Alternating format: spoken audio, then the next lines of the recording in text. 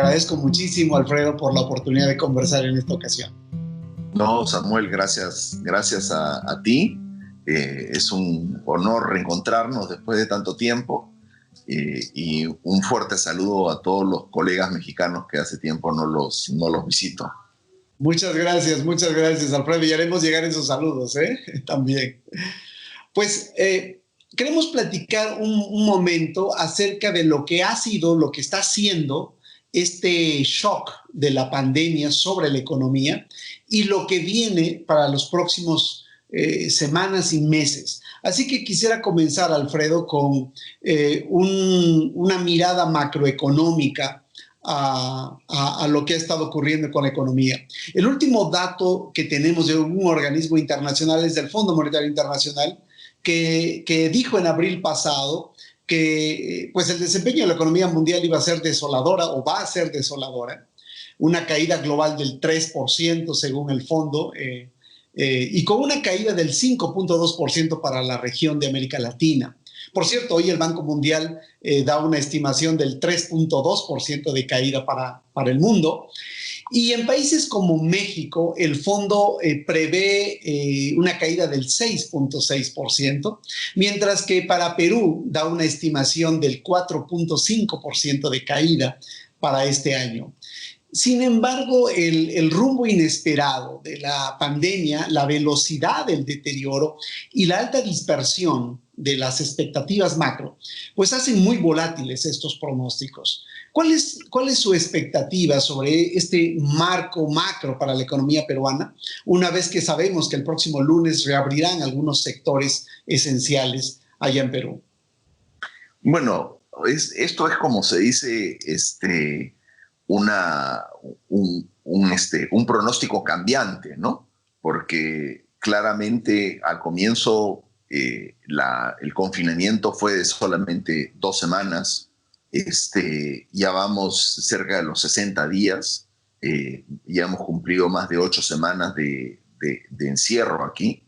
El viernes pasado lo extendieron 2 semanas más, o sea que vamos a llegar cerca del 24 de mayo. Y nosotros lo que estamos pronosticando es una caída del producto más o menos entre 12 y 13% del PBI, ¿no? Para nosotros casi una semana de encierro equivale entre medio y un punto porcentual de contracción. Creo que, no sé, creo que la diferencia es que nosotros veníamos creciendo a una tasa relativamente alta, casi al 4% en febrero, y de ahí en marzo, a mitad de marzo, nos encerraron y de hecho la próxima semana sale el estimado de marzo, el estimado oficial. Nosotros esperamos una caída casi de 8.5% en el cálculo anual, 10% en el cálculo mensual, ajustado por estacionalidad. Pero eso es solamente los 15 días de marzo. De ahí estuvimos todo abril. Abril va a ser una caída más fuerte, casi 15% en el cálculo mensual. Y después venimos ya mayo, ¿no? Y mayo yo creo que va a ser alrededor del 12%, ¿no? Entonces, el golpe para la economía es muy, muy fuerte, ¿no? En términos de inversión, en términos de empleo y de ingreso para las familias, pero digamos en términos de inversión, comenzando con esta variable, ¿cómo lo estás viendo, Alfredo? Bueno, no tenemos un número, o sea, todavía los números de inversión todavía no salen. Lo que tenemos son las expectativas del el Banco Central, como en todos los países. Creo que en el caso de México lo hace el INEGI. Se hacen expectativas empresariales, el famoso PMI. En el caso de Perú hay un desplome muy fuerte y nosotros pensamos que la inversión privada pues, va a caer a cerca del 40%. Es un desplome muy, muy, muy fuerte y eso se debe a que prácticamente todo se paralizó desde mediados de marzo. Todos los indicadores líderes de la inversión, como importaciones de bienes de capital, ventas de cemento, otros indicadores también que hacen el cálculo de la inversión privada, todos más o menos se muestran entre el 30 y el 40% de caída, y nosotros pensamos que la inversión privada va a caer al 40%. Al 40%. Ahora, la CEPAL, el Fondo Monetario Internacional y otras fuentes de información internacional, de análisis y de información internacional, han visto con muy buenos ojos las decisiones fiscales tomadas por el gobierno del presidente Martín Vizcarra y también las medidas monetarias que ha tomado el Banco Central en Perú para hacer frente a este doble shock de oferta y de demanda que está viviendo la economía peruana. En general, ¿cómo evalúas las medidas económicas adoptadas en Perú enfocadas a canalizar recursos a las familias, a reducir sus obligaciones corrientes, a mantener cadenas de valor en las empresas, a dotarlas de liquidez, por cierto, a reducir la incertidumbre del sistema financiero, entre otras medidas que ha tomado Perú? ¿Cómo evalúas este conjunto de medidas que ha tomado el gobierno peruano y el Banco Central del Perú? Mira, el gobierno de Vizcarra tuvo una reacción muy, muy rápida al inicio. Como mencioné hace un rato, inmediatamente cuando aparecieron los primeros casos del virus, cerró los puertos, los aeropuertos, decretó el aislamiento y prácticamente hizo un gabinete de guerra. Se le dieron muchos recursos al sector salud, un sector que prácticamente está enfrentando la pandemia por sí solo. Y después hizo uso de su buena posición fiscal, como mencionas. El Perú tiene ahorros en el Tesoro, el equivalente a casi 14% del producto, un ratio de deuda con respecto al PIB del 27%. Entonces, eso le ha permitido al Perú responder rápidamente, ¿no? Hizo una emisión muy rápida de cerca de $3.000 millones. Para el Perú es un número importante, es casi un poquito más de 1% del PBI, casi 1,5%. Y recientemente el Fondo Monetario nos está recomendando la famosa línea de crédito contingente de $12.000 millones que ustedes ya tienen de hace muchos años, ¿no? Pero, ¿qué es lo que pasa con el Perú? Lo que nos pasa a nosotros es que nosotros tenemos una informalidad muy alta y un sistema de salud muy malo. El número de camas con respiradores mecánicos son muy pocas. En un momento se contaron 500, ahora se han aumentado casi a 900. Y después las camas de UCI, en los casos de cuidados intensivos, también tenemos muy pocas. Y realmente el gobierno enfrentó un sector de salud muy disminuido, muy desprotegido, que no le permitía enfrentar la crisis. Es más, parte del aislamiento era precisamente para que no se llegase al límite de uso de camas, tanto de cuidados intensivos como de respiradores mecánicos. Y después, por otro lado, tenemos que casi, ¿cómo se llama? Tres cuartas partes de la población es población vulnerable, ¿no? Entonces, el gobierno ha tenido que hacer uso de este espacio fiscal para dar bonos. Al comienzo dio bonos a la población, lo que ellos le llamaban la población vulnerable. De ahí le dio bonos a la población rural. De ahí le ha dado bonos a todo lo que se llaman las familias vulnerables, que son cerca de 6.8 millones de familias. Pero lo que ha ido en contra del gobierno y que no ha permitido que lo que se llame que se aplane la curva, el famoso martillazo, es el hecho de que, como es una población con pocos recursos, es una población que prácticamente está obligada de ir a los mercados casi de manera diaria. Lo que se calcula que en promedio la gente visita los mercados 200 días de 365 días, lo cual es muy alto. Menos de la mitad de la población tiene refrigeradores.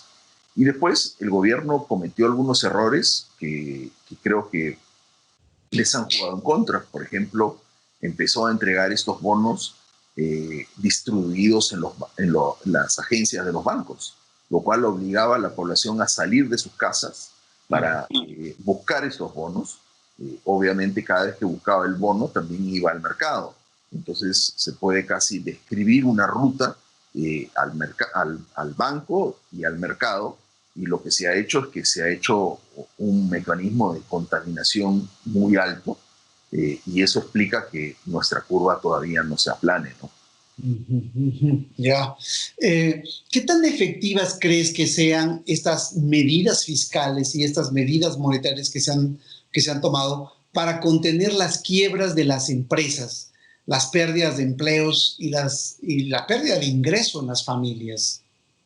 Mira, a ver, se han hecho 4 tipos de medidas fiscales, ¿no? Una que tú debes de conocer es facilidades en el caso de los pagos tributarios, es decir, posponer el pago de tributos. En segundo lugar, los bonos, que ya hemos hablado un poco de ellos, que es para apoyar a la población, a las familias vulnerables. De ahí también se ha dado dinero al sistema de salud para reponer las camas con respiradores. Y la tercera que tú mencionas es que se ha ayudado a las empresas. Y a las empresas se les ha ayudado de 3 formas.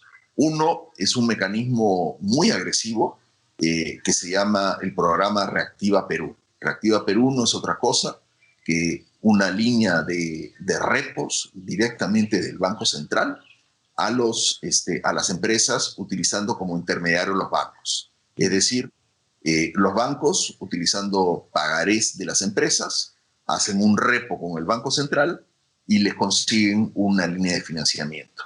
El financiamiento equivale más o menos a un mes de ventas de las empresas, y esto lo que les ha permitido es evitar una ruptura en la cadena de pagos. Ya prácticamente se han colocado 28.000 de los 30.000.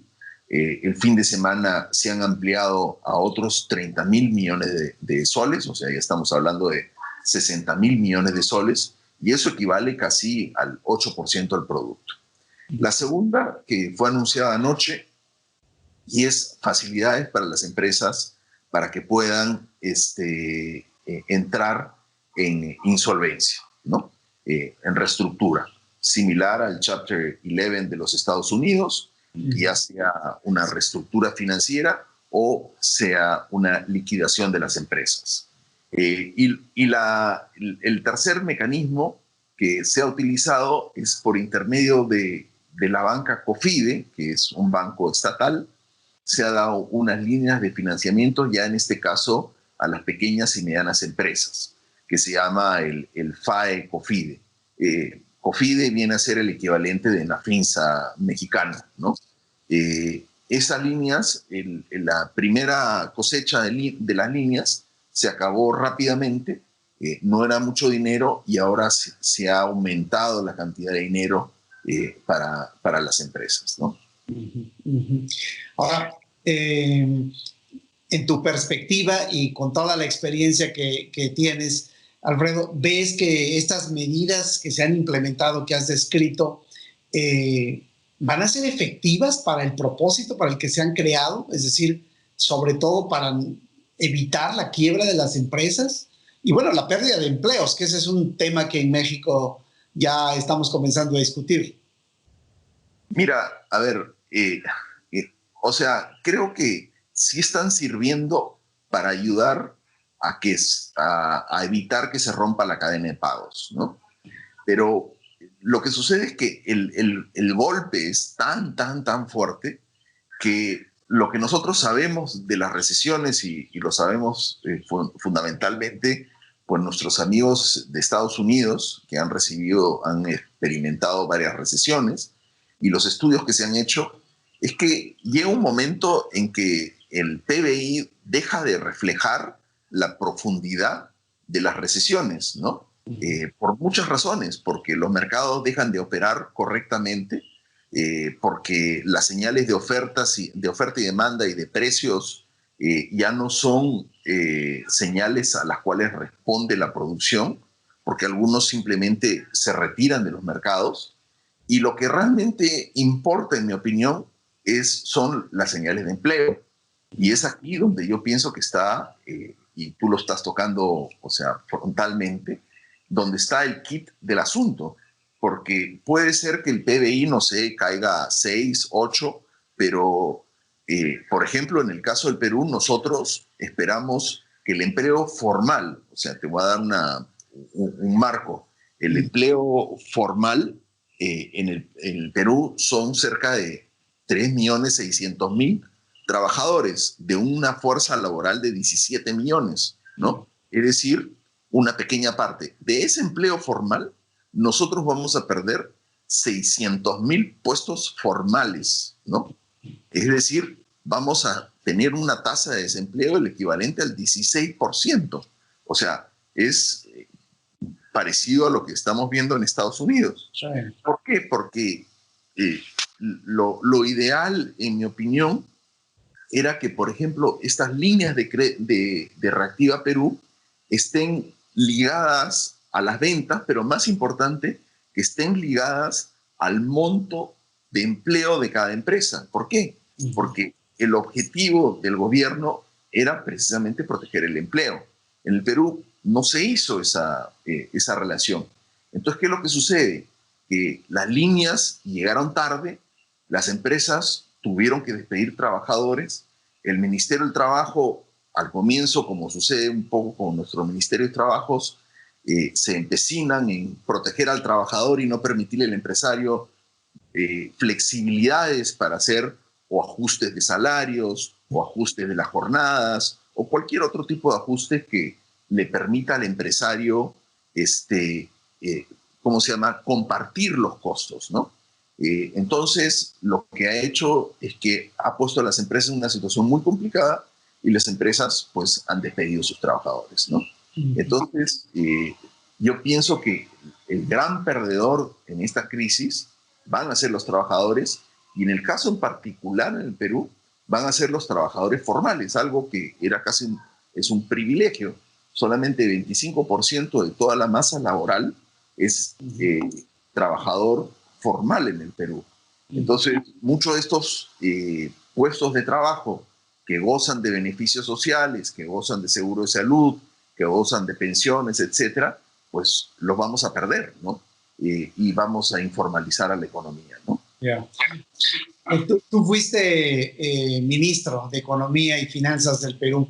¿Qué hubieras hecho, además de lo que acabas de mencionar, y además de lo que está haciendo tu colega María Antonieta Alba, una joven economista, por cierto, que ha salido por ahí en algunas publicaciones internacionales con buenos bríos, ¿no? Pero ¿qué hubieras hecho tú, además de lo que acabas de mencionar, de lo que ya se ha implementado en el Perú hasta este momento? A ver, yo pienso, primero, mis saludos aquí le decimos Tony Alba, ¿no? Okay. A María Antonieta Alba es una gran persona y yo le tengo mucho respeto, la conocí cuando yo era ministro. A ver, un tema grueso es el tema del empleo. Otro tema grueso creo que es el de los bonos. O sea, lamentablemente distribuimos los bonos desde las oficinas de los bancos, pues debimos de haber bancarizado a la población. Yo en algún tuit dije que los bonos se les debía entregar los 380 soles junto con una tarjeta bancaria o junto con un smartphone. Tiene que pensar que en el Perú el 50% de la población tiene smartphones y el 100% tiene celulares, ¿no? Después hubiese sido bastante más agresivo en los bonos. Creo que el gobierno se retrasó. Primero anunció 380 soles, después dijo los independientes sí, después dijo ahora vamos a dar 760, después dijo la población rural, lo cual dejaba a las familias con poca predictibilidad hacia cómo es que ellas se tenían que financiar y las obligaba, como es población informal, las obligaba a salir a buscar un ingreso, ¿no? Eh, la otra cosa que yo pienso que hemos podido hacer mejor es la lucha de sanidad. Creo que el gobierno hizo bien en aumentar el número de pruebas que se hacían, pero no hizo muy bien en procesar esa información, en, por ejemplo, identificar a los asintomáticos, aislar la población que no estaba contaminada de la que está contaminada, aislar a la población vulnerable. No se utilizó bien la información y lo que ocurrió es que gradualmente la contaminación fue avanzando, avanzando, avanzando, y ahora estamos en un punto en que el gobierno está reabriendo la economía, pero en mi opinión es un riesgo muy grande, ¿no? Ya, ya. Quiero pedirte tu opinión sobre las expectativas que tienes sobre el tipo y la velocidad de la recuperación en el Perú, de la recuperación económica en el Perú. Digo, sabemos que el Perú es una economía con una alta dependencia de los mercados globales de materias primas, que probablemente no se acelerarán como se quisiera, porque el mundo está metido en este freno. Y no sabemos por cuánto tiempo. Pero ¿cuál es tu expectativa sobre el tipo y velocidad de la recuperación de la economía peruana? Mira, yo creo que así como estamos viendo que la caída es muy profunda y muy rápida, yo pienso que la recuperación va a ser también del mismo estilo. O sea, yo diría que a partir del tercer, cuarto trimestre vamos a empezar a ver una economía reactivándose rápidamente. ¿Por qué lo digo esto? Porque si nosotros empezamos a calcular la caída viene fundamentalmente por el gasto privado. El gasto privado en el Perú es casi el 80% del PBI. Entonces, si asumimos que el gasto privado significa una reducción del PBI en casi 15 puntos porcentuales, y asumimos que el sector público, que es lo que está anunciando el gobierno, va a inyectar más o menos entre 12, yo diría entre 12 y 16 puntos porcentuales, entonces eso significa que primero nos quitan estos 15 puntos porcentuales del sector privado y después nos los va a dar el sector público, ¿no? Entonces, eso es lo que, en mi opinión, utilizando los rezagos, etcétera, nos da más o menos la caída del 12-13% que mencioné al comienzo de la plática. Yeah. ¿Cuáles son los riesgos? Los riesgos son, yo diría, dos. Uno es de que hay rezagos en el gasto público, o sea, el gasto público prácticamente no es inmediato. Por ejemplo, la ministra habla de que va a gastar 12 puntos porcentuales. Pues los 12 puntos porcentuales hay que dividirlos en 4, que son estas garantías a los créditos que está dando el Banco Central, y 8 que está utilizando, pero de los 8 ella ha gastado hasta el día de hoy menos de 4, lo cual significa que el dinero que está entrando en la economía está entrando muy lentamente, ¿no? Hay que, obviamente, acelerar ese proceso, hay que asegurarse de que el dinero entre a las familias, entre a las empresas, ¿no? El otro punto que yo pienso que es mucho más serio es cuando hay lo que se llaman las dislocaciones en los mercados, es decir, cuando los mercados dejan de responder a las señales de precio o de oferta y demanda. Eso es más serio, porque lo que sí estamos viendo es que hay muchas empresas que en vez de tomar el crédito del Banco Central dicen, bueno, yo prefiero declararme insolvente, porque si yo no voy a poder salir adelante en 3 o 4 meses, pues tomar el crédito lo único que va a hacer es hundirme más. Mejor reduzco mi planilla, reduzco mis gastos y desaparezco un tiempo hasta que las cosas se queden claras. Cuando las empresas salen de actividad, significa que por más que nosotros demos medidas de reactivación, pues las empresas no van a responder a esas medidas de reactivación. Y eso es lo preocupante. Lo que sí nos ayuda, y es algo que tú has tocado, es el hecho que somos muy dependientes de materias primas, pero sobre todo de su venta a China. Y China hoy día ya empieza a reabrir su economía, empezamos a ver ya una demanda importante por productos como el cobre, la harina de pescado, que nosotros somos importantes productores, y eso yo pienso que así como el primer trimestre nos tiró hacia la recesión, pues a partir del segundo, tercer trimestre, eso nos va a ayudar a gradualmente empezar a salir, ¿no? Coincides entonces con el director del Banco Central de Perú que dijo hace muy poco que Perú debe haberse recuperado, seguramente se recuperará en todo lo que ha perdido en la crisis hacia el último trimestre del próximo año. ¿Coincides con eso o eres más optimista que él? No, yo creo que coincido con eso. Es difícil no coincidir con Julio Velarde, para serte sincero, así como una autoridad, como Miguel Mancera en México en su momento. Es un sabio. Yo coincido con él. Yo creo que tiene mucho sentido por la cantidad de recursos que se le están poniendo a la economía precisamente para hacer frente a la epidemia. Lo que a mí más me preocupa es, tú sabes que los economistas nos encanta decir si es una B, es una U, una B, o una W, o una L. Yo me preocupa de que esto se convierta en una especie de una W, ¿no? Que reabramos la economía y después tengamos que cerrar rápidamente. Y yo pienso que lo único que nos va a salvar es de que se produzca una vacuna en alguna parte del mundo que nos permita realmente acabar de una vez por todas con el virus, ¿no? Pero de alguna manera estoy entendiendo que estás optimista sobre la reactivación de la economía, claro, excepto este asunto sanitario del virus, pero en general estás optimista sobre la recuperación, por una recuperación rápida y franca de la economía en los próximos meses y el próximo año.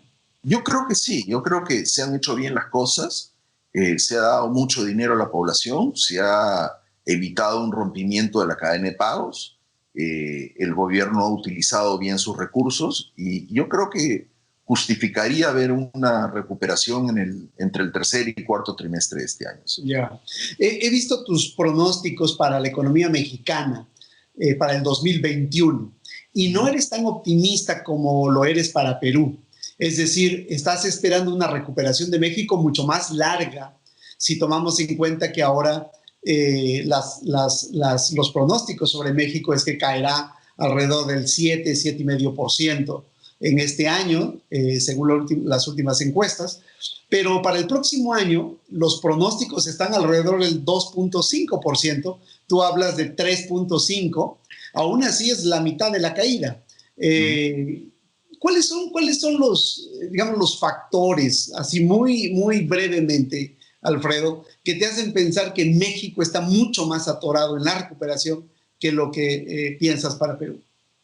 Es que yo pienso que México, o sea, en el Perú el tema es cíclico. En México yo pienso que es mucho más permanente.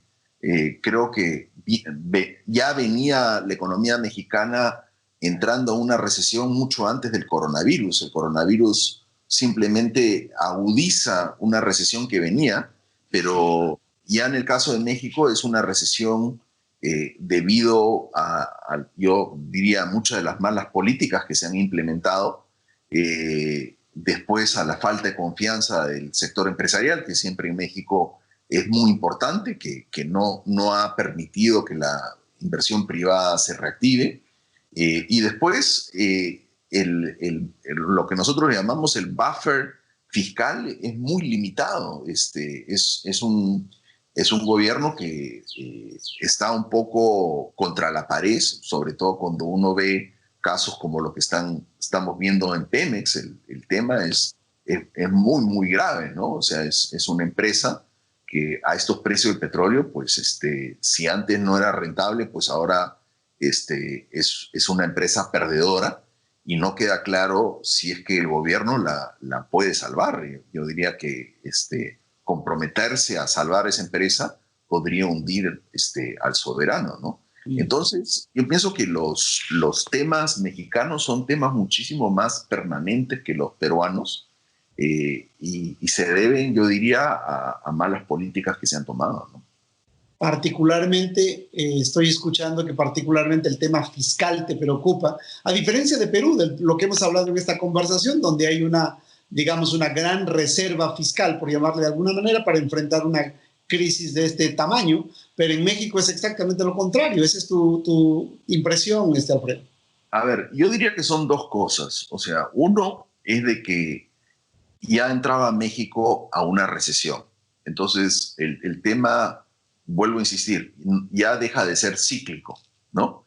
En el segundo nivel es que el sector público, el gobierno, al tener pocos recursos, pues tiene muchas más limitaciones a implementar una política contracíclica como la que está implementando el Perú. No necesariamente que sea contracíclica, sino simplemente a aguantar los choques que está recibiendo de la pandemia.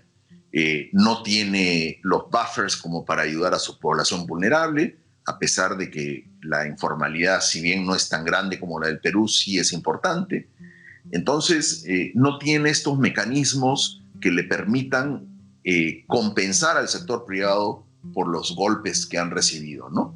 Y después yo pienso que no se ve hacia adelante una salida de cuáles serían los motores de crecimiento de la economía que harían que salga ya esta recesión ya de largo plazo en la cual ha entrado la economía mexicana, ¿no? De acuerdo.